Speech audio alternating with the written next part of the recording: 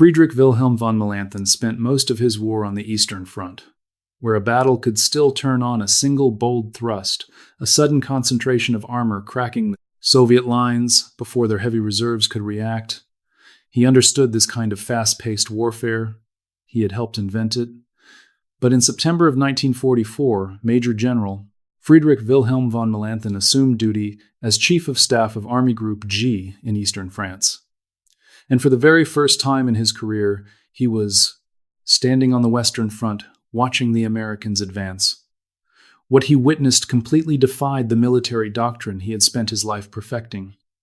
What he wrote about it a decade later in Panzer Battles, his 1956 memoir, remains one of the most precise and revealing German assessments of what the American military had actually become by the time it reached the German border. It was no compliment or flattery, but a cold evaluation delivered in the measured tone of a professional soldier who had been outmatched in every category that decided the autumn campaign in Lorraine, and who spent the rest of his days trying to explain why the German system he championed had lost to an American war machine he found deeply unimpressive. The gap between those two realities is the historical record, and that is exactly what we examine here. If analyzing what America's enemies actually wrote about American power matters to you, hitting that like button helps push these archives to others who prefer real history over legend. Now, there is a famous phrase attributed to a German general that Americans break walls one brick at a time, yet it never appears in any primary document. It is not in Panzer Battles, nor is it in the interrogation transcripts of the European Theater Historical Interrogation Series at the National Archives. You won't find it in the 1948 compilation, The German Generals. Talk, published by William Morrow, where the British military historian Basil Henry Liddell Hart compiled his post-war interviews with senior Wehrmacht commanders. It is missing from all of the roughly 2,500 foreign military studies written by German officers for the American Army Historical Division at Allendorf and Königstein between 1945 and the late 1950s. What we have instead is the most accurate single image summarizing what multiple German commanders recorded in their own words over a span of 15 years, all arriving at the same conclusion by different routes. It is a synthesis of the archive, not a direct quote. We never invent quotes. If you appreciate this truth, subscribe. What we do instead is go straight to the primary sources to show you what they actually wrote, which is far more revealing than any simple myth. Friedrich Wilhelm von Mellenthin was born in Breslau, Silesia, on August 30th, 1904, into a Prussian military family steeped in officer traditions. His father, Lieutenant Colonel Paul Henning von Mellenthin, was killed in action in 1918 during the final weeks of a war his family had bled to win. Mellenthin was only 14 when the telegram arrived. He later entered the Reichswehr, which became the Wehrmacht after the military expansion of the 1930s. He served as an intelligence officer during the Western Campaign of 1940, the 6-week blitzkrieg that crushed France and seemed to validate everything the German officer corps believed about their superior operational methods. From France, he was reassigned to North Africa, serving as the intelligence officer for Rommel's Deutsches Arracourt from early 1941, tracking British troop movements in the harsh opening desert campaigns and later serving on the Panzer Army Africa staff. He remained there until the Axis collapse in Tunisia in May of 1943, when nearly 250,000 German and Italian troops surrendered. Mellenthin, however, escaped that fate, having already been reassigned to the east, where he spent a year serving as Chief of Staff for the 48th Panzer Corps. This famous formation fought at Kursk in July of 1943, spearheading the southern pincer toward Oboyan, and then enduring the grinding defensive retreats across Ukraine as the Red Army surged westward through 1943 and into 1944. Throughout these campaigns, Mellenthin remained a staff officer, not a frontline commander. His expertise lay in the reading of battlefield situations, analyzing enemy capabilities, and translating raw orders into actionable plans under conditions that were rarely favorable and often catastrophic. This brutal Eastern Front experience deeply shaped his professional mindset, which would soon matter enormously when he arrived in France. In the east, despite everything, German armor could still occasionally achieve local superiority, finding an open flank to execute the rapid concentration and deep breakthrough that lay at the heart of German military doctrine. The Soviets were formidable adversaries with endless reserves of manpower and material, but the massive scale of the front still left room for the mobile warfare Mellenthin had perfected. But what he encountered in Lorraine left no such room, a critical contrast that shaped how Mellenthin interpreted the battles in France. On the Eastern Front, artillery was vital, but it was just one factor in a fluid clash where armor, terrain, and bold leadership could still change the outcome after the barrages stopped. A fast-moving German column could sometimes outrun Soviet artillery plans entirely. In Lorraine, during the autumn of 1944, that operational window was slammed shut. The American artillery network was mobile enough, flexible enough, and so drowning in ammunition that escaping it was impossible for any armored force traveling on exposed roads, under constant observation. The classic solution, Mellenthin had spent 3 years refining the swift flanking thrust through a gap required of vulnerability to open, and remain open long enough to exploit. Yet, American artillery and air superiority were engineered to ensure those openings never developed.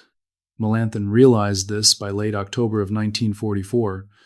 What he struggled to articulate, and what Panzer Battles circles around for 30 pages without openly admitting, is that the Americans had built a system precisely engineered to crush his doctrines by design, not by accident. He stepped in as Chief of Staff for Army Group G in September of 1944 under General of Panzer Troops Hermann Bulge. This command was responsible for the Western Front sectors in Alsace and the Saar, facing Patton's Third Army and, to the south, General Alexander Patch's Seventh Army. In his book, Panzer Battles, Mellenthin described these frontline divisions as mere remnants of survivors, operating at a fraction of their authorized strength. They lacked heavy equipment and relied on makeshift supply lines, especially since Allied air power made daytime travel on the roads suicidal. Behind them, the Siegfried Line, known to the Germans as the West Wall, stood as the final fortified defensive barrier before reaching the Rhine. Mellenthin held this post from September through November of 1944 until he and General Bulge were dismissed after a failed counter-offensive near Baccarat in Lorraine. By late December of 1944, he took command of the 9th Panzer Division during the Battle of the Ardennes. He then served as Chief of Staff for the 5th Panzer Army before surrendering to British forces on May 3, 1945. Imprisoned for 2.5 years, he was released in 1948, immigrated to South Africa, founded Trek Airways, and later represented Lufthansa. He died in Johannesburg on June 28, 1997, at 92. Remarkably, he lived to see his own memoir become required reading at American military academies. It was studied by officers of the very army that had defeated him. His book, Panzer Battles, was published in West Germany in 1956. The English translation, edited by L.C.F. Turner with a foreword by General Sir Francis Tucker, was published by the University of Oklahoma, press that same year. Across 458 pages, the sections covering American forces on the Western Front make up only a tiny fraction. He focused mostly on the Eastern Front, where he spent most of his war. Yet those Western chapters are fascinating, because we watch a master tactician grapple with a style of warfare he simply cannot comprehend. What stands out in these pages isn't what he willingly admits, but what the facts force him to accept, despite his attempts to downplay it. The first thing Mellenthin observed about the American troops in Lorraine was something that shocked him. It was the exact same thing every German commander had noticed since the Normandy landings. If you like this historical breakdown, please hit subscribe. Their artillery. Not a single gun or caliber, but the entire system.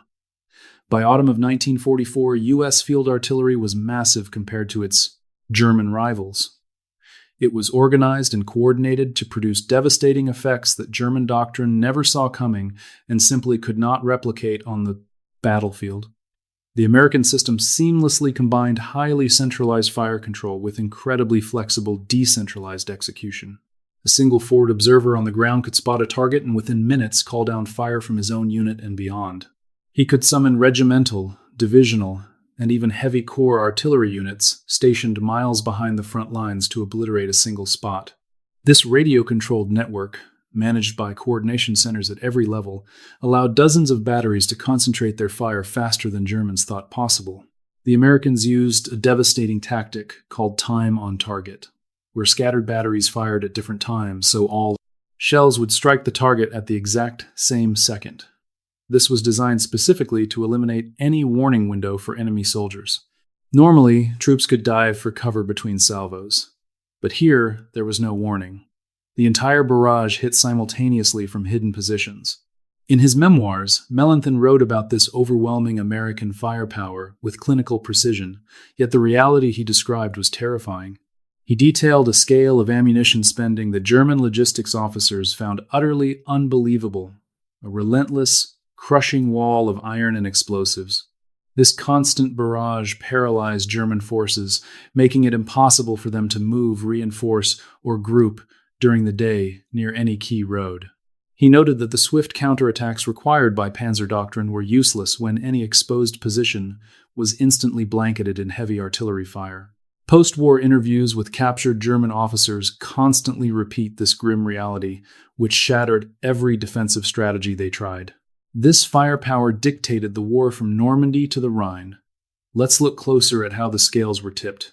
Official U.S. Army records show that the artillery fired more rounds in Europe than any other branch. Once early logistics issues were resolved, they rarely faced shortages. Meanwhile, German commanders were forced to desperately ration their remaining shells. In 1944, Germany relied on the 105mm light howitzer and the 150mm heavy howitzer. Both were excellent weapons. The real crisis wasn't the guns themselves, but the lack of ammunition and a failing communications network on the front. By autumn, an American division had 4 dedicated artillery battalions on call, plus extra corps-level heavy batteries backing them up. During major operations, they could mask the coordinated fire of entire corps. Meanwhile, a German Volksgrenadier division faced a severe shortage. They had only a fraction of their target ammunition. These units, which formed the backbone of Germany's late war defense, were desperate. They were thrown together from convalescents, older men, Luftwaffe ground crews, and Navy sailors transferred to the frontline infantry. Many were simply survivors from shattered divisions. Their heavy guns were gone, their radios broken, and their ammunition strictly rationed. Mellenthin saw this hopeless imbalance immediately.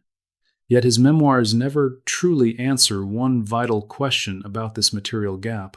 Was it the direct cause of their defeat in the West, or merely a symptom of deeper strategic blunders that occurred years prior?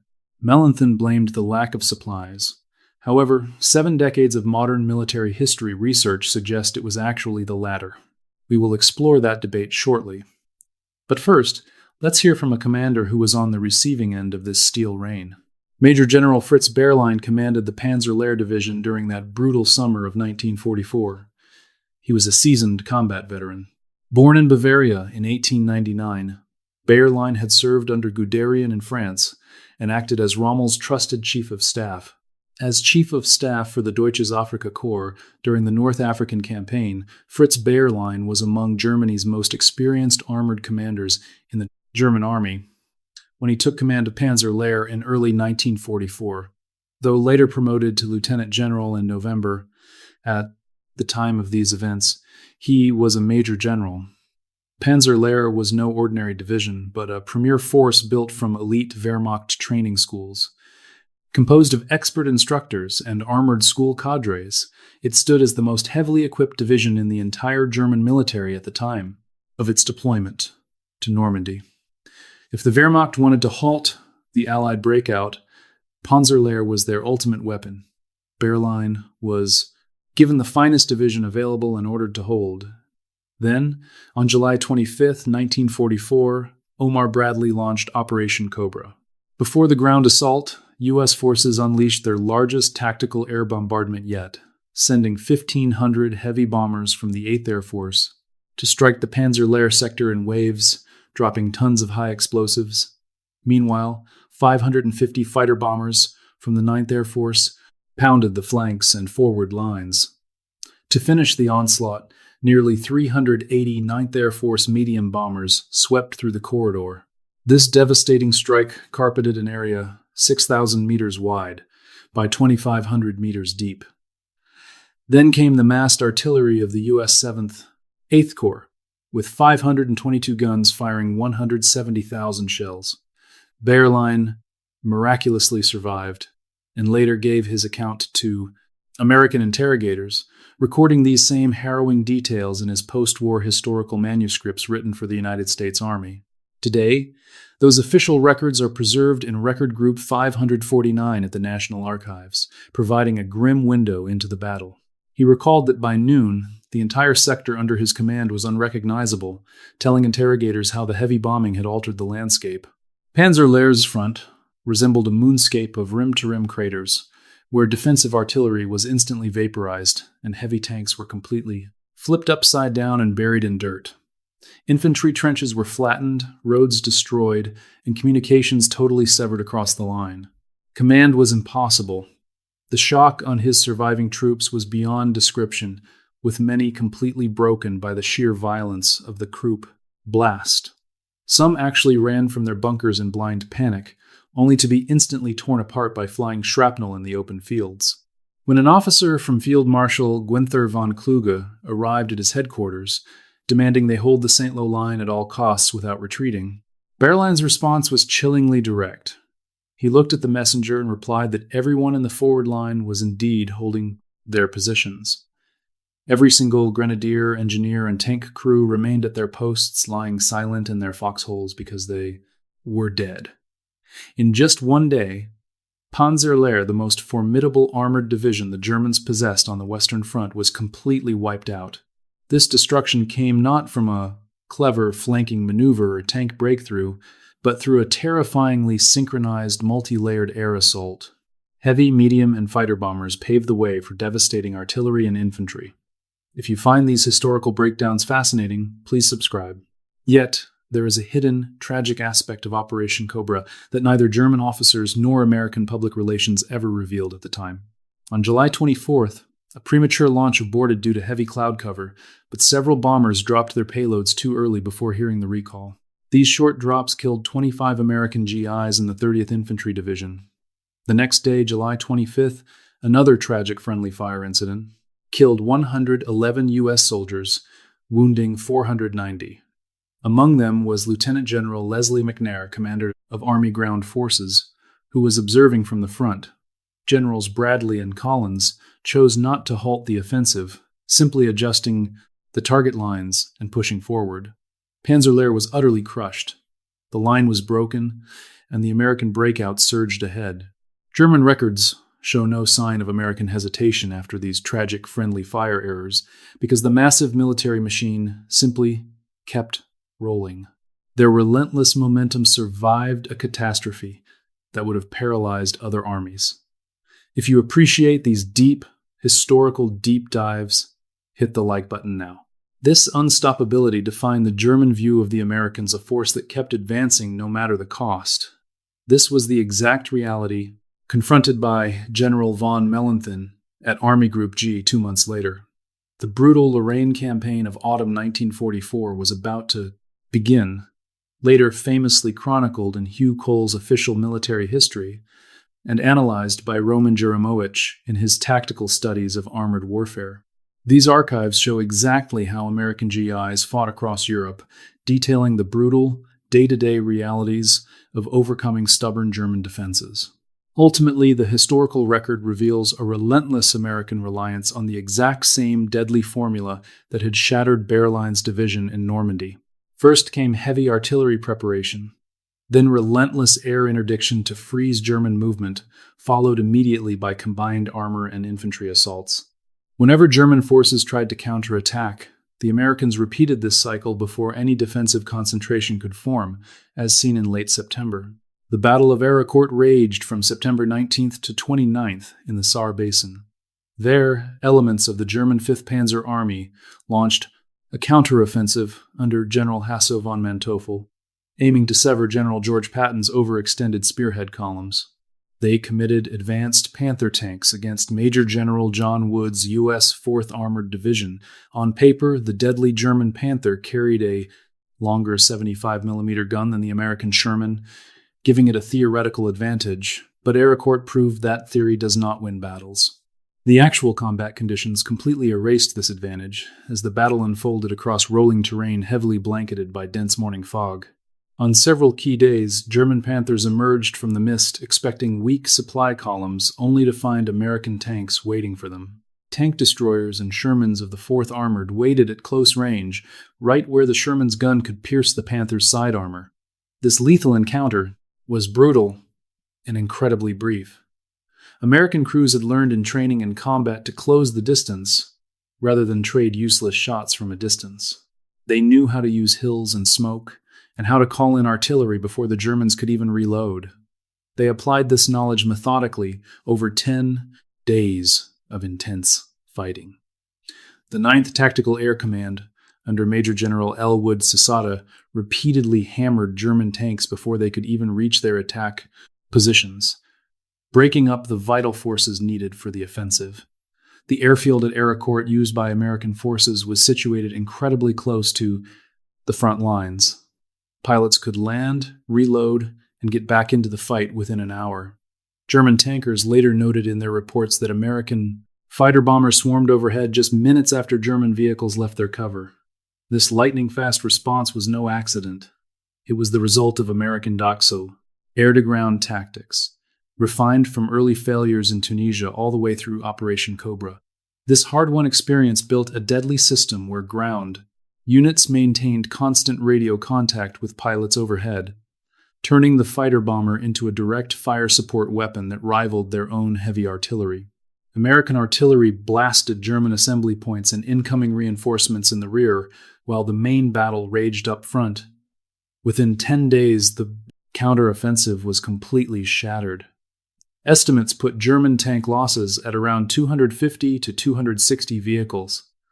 This devastating total includes tanks destroyed, abandoned, or broken down in the field compared to just 50 losses for the 4th Armored. Yet, Arracourt remains largely forgotten. But for military professionals, it is famous. It answers a crucial question that you and I must consider, one that lies at the heart of Mellenthin's memoirs. Was American battlefield skill a genuine reality, or just the result of overwhelming industrial power? Before we find out, subscribe for more history. Here, outnumbered American tanks used flawless combined arms tactics to crush a German counteroffensive, despite the enemy possessing far superior armor on paper. Mellenthin was well aware of this. His writings admit the stinging defeat at Arracourt, yet he glosses over what this actually meant for his thesis.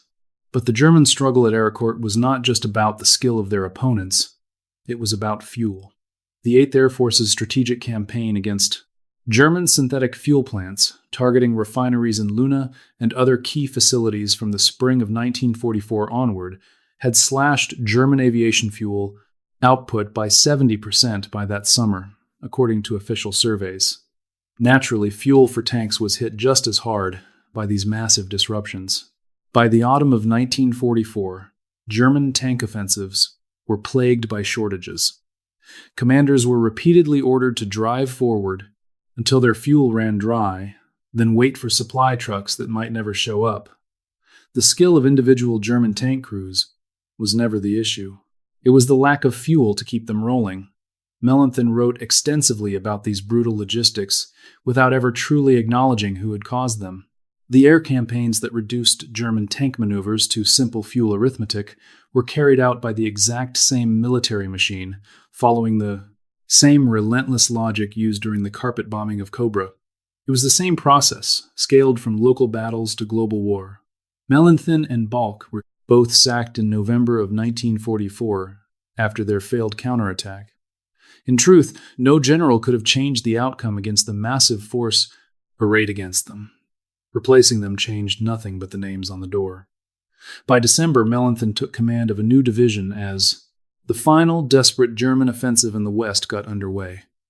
Operation Watch on the Rhine, which launched on December 16, 1944, sent three massive German armies charging through the Ardennes forest. Their ultimate goal was the Meuse River and the vital port of Antwerp, aiming to trap Allied forces in Belgium and Holland. Berlin hoped to force a peace treaty on the west before Allied boots stepped onto German soil. That was the plan. The general leading the spearhead of this attack was a seasoned, armored commander trusted to punch the deepest hole in the enemy lines. General Hasso von Manteuffel, who lived from 1897 to 1978.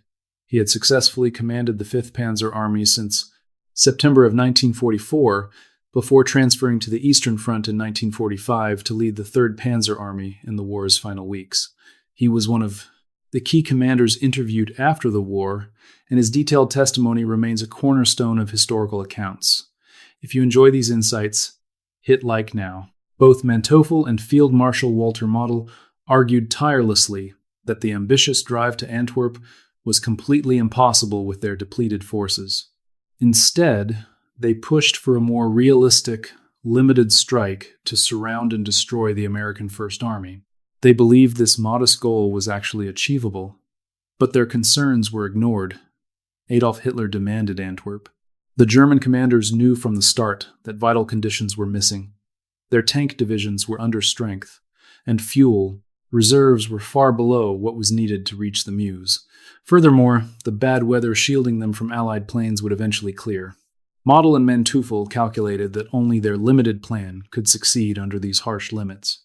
The Grand Offensive could not. Official war diaries and post-war accounts reveal senior German officers who launched the Ardennes offensive fully aware that their objective was a mistake. They knew their margins were too thin. If you and I look at the actual Allied resistance that soon emerged, a clear truth becomes obvious. The German advance was not halted solely by American tactical brilliance, as impressive as that defense truly was. The attack failed because German generals were forced to execute a plan they knew was fundamentally flawed, with resources they had warned were completely inadequate, all against an opponent they had foolishly underestimated for 6 months. They relied on assumptions that Tunisia had debunked and Cobra had utterly demolished. Manteuffel's own post-war testimony starkly confirms this tragic reality. Look closely, and you will find a hidden subtext. He is explaining a failure, but not the one he claims. The defeat he openly points to involves Hitler's Antwerp objective and severe fuel shortages, yet the document actually records a German military culture that completely misread what the American army had become by the time it crossed the German border. What happened instead is fixed in the historical record, unalterable by excuses from any side. On the northern shoulder, the American Fifth Corps under Major General Leonard Giraud held the high ground of the Elsenborn Ridge with the 2nd and 99th Infantry Divisions. The 2nd Division was already moving when the attack began on December 16th and executed a dangerous passage of lines under fire, taking up positions on the ridge beside the battered 99th. 1st Infantry Division elements reinforced them in the days that followed. Together, those divisions denied Sepp Dietrich's 6th Panzer Army the vital road network its armored push required. Without those roads, the tanks could not advance at the rapid pace the plan demanded. The 6th Panzer Army fell behind schedule within 24 hours and never recovered. At St. Vith, a force assembled around Brigadier General Bruce Clark's 7th Armored Division, reinforced by remnants of the 106th Infantry Division and other units, held a critical road junction for 6 days against the full weight of the 5th Panzer Army. The plan allowed zero time for St. Vith. It was supposed to fall within hours. It held until December 23rd, causing delays that wrecked every German timetable relying on. At Bastogne, the 101st Airborne Division, under acting commander Brigadier General Anthony McAuliffe, reinforced by elements of the 10th Armored Division, refused to surrender the strategic crossroads through 8 days of siege. Manteuffel's forces could not bypass Bastogne without leaving an American garrison directly across their supply lines. They could not capture it quickly without bleeding strength away from the main push. They tried both and achieved neither. When Patton's 3rd Army turned 90 degrees north and struck from the south, the 4th Armored Division reached Bastogne on December 26th. Manteuffel admitted in post-war interviews that American resistance had been far tougher and their recovery much faster than the German planners had ever anticipated. The offensive relied on complete American panic in the opening days. That panic never came. At crucial sectors, American forces improvised, held, and counterattacked when the Germans assumed they would be paralyzed. If you and I analyze his writings, published after the war, we notice a total lack of the contempt for American soldiers that had filled earlier German military memoirs. By December of 1944, Manteuffel was no longer dismissing American soldiers or their tactical commanders. Instead, he was trying to explain with honest professionalism why an offensive he believed was sound was crushed by the very army he meant to surprise.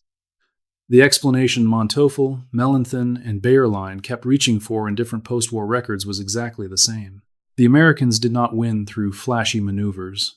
They built an industrial system of war that systematically ground down Germany's capacity to fight effectively on any front. Strategic bombing campaigns and relentless Allied fighter bombers choked off German fuel production, making daylight road movement a deadly form of attrition. Massed artillery, on a scale no German force could match, devastated every assembly area within minutes. Superior logistics kept Allied troops supplied through harsh conditions that left German batteries rationing shells, enabling relentless pressure across the entire front. The reserves German doctrine required at key points were already tied down elsewhere, destroyed in transit, or helplessly pinned in positions they could not escape. The brick wall analogy is modern, but highly accurate. You do not need a single decisive blow if you can scrape out the mortar between the bricks until the entire structure collapses. If you value deep archival truth over myth, hit that subscribe button to get our next historical breakdown. It is that simple. Just subscribe, and the next video will find you. Mellenthin's account in Panzer battles is no objective history, and the scholarly consensus is clear. We must state this plainly, because our viewers know the critiques and deserve the full truth.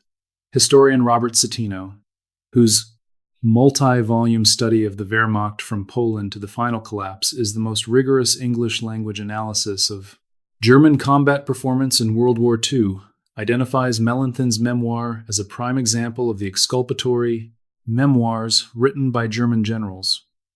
This literature, published between 1948 and 1958, blames the defeat on Hitler's strategic blunders, Allied material dominance, and Soviet numbers, while hiding their own tactical failures and the Wehrmacht's deep complicity in Eastern Front war crimes. They ignore that victory was impossible against the global coalition they created by their own aggressive choices. Historians Ronald Smelser and Edward Davies, in their study, The Myth of the Eastern Front, published in 2008, place Mellenthin within a broader coordinated post-war campaign by German officers to convince generations of American military readers that the Wehrmacht was a clean, professional force betrayed only by their political leadership. That self-serving argument was entirely false, and those generals knew it. Let us consider one more vital perspective. Major Timothy Ray, writing for the United States Army Combat Studies Institute at Fort Leavenworth in 1986, analyzed Mellenthin's defense doctrines. He concluded the memoir omitted vital data and context, especially regarding the poor performance of German units that did not fit Mellenthin's preferred narrative.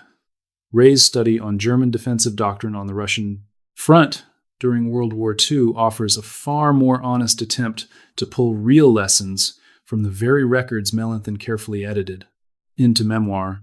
The gap between actual historical records and this book's towering reputation shows how easily self-serving myths took hold and dominated American military reading lists for 20 years post-war.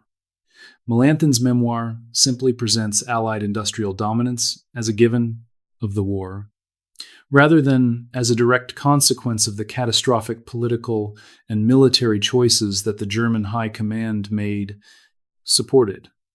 While he ignores this reality, it does not change his actual observations of American troops in Lorraine and the Ardennes. His notes in Panzer battles align perfectly with independent reports compiled by other German officers across dozens of separate commands as well as with the American official records and studies by Doubler and Peter Mansour on the GI offensive in Europe, published back in 1999.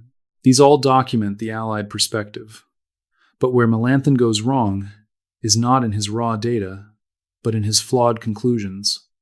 He claimed that Allied victory was built entirely on factory output rather than combat prowess, casting the U.S. military as a mindless production line trading quantity for quality.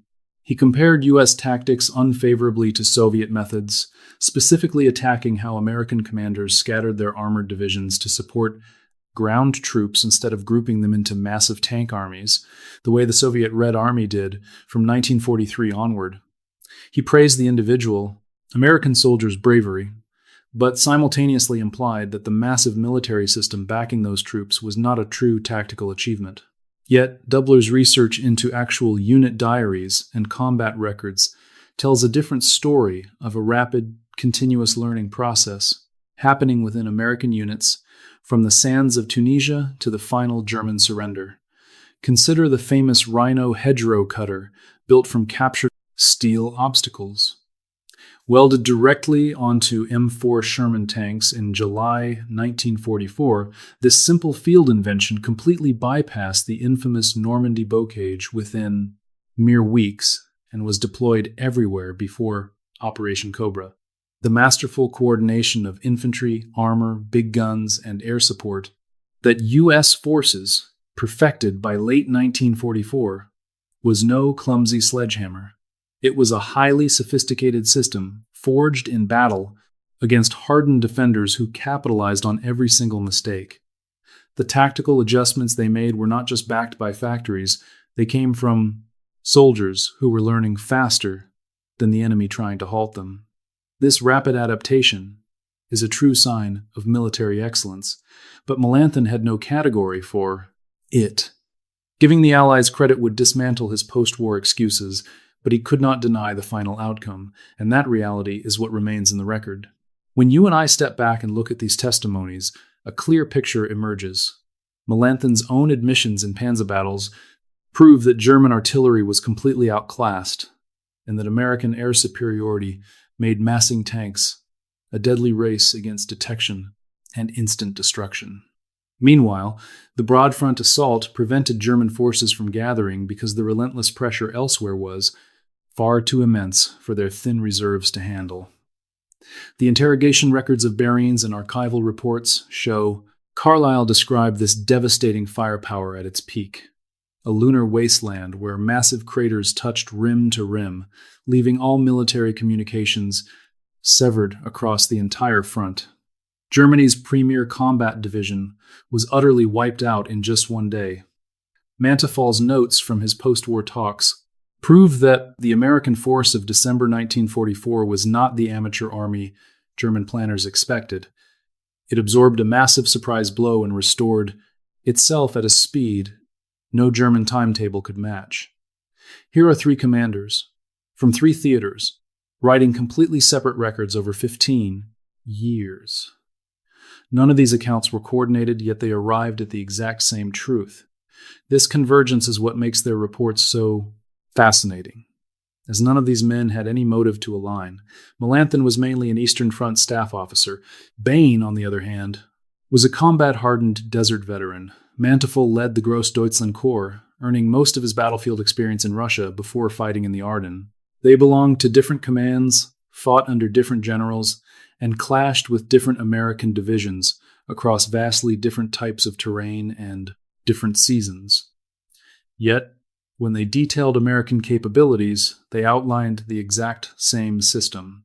This level of agreement among rival witnesses, who had every reason to argue, is deeply significant. If you are enjoying this historical mystery, please hit like. Analysts call this corroboration. When independent sources with zero shared goals arrive at the same verdict completely on their own, that verdict is far more likely to represent historical reality than any single account ever could. What these officers tried to dismiss, their testimonies ultimately confirmed. Dozens of additional military reports kept at the National Archives provide matching testimonies from various German officers who arrived at the exact same conclusions. Same strategic diagnosis. While they argued intensely over which commanders made tactical blunders or failed in specific battles, they still agreed. But on the ultimate question of what the U.S. war machine actually was in 1944 and 1945, their consistency is itself a form of historical proof. Mellenthin addressed this issue one final time long after the conflict.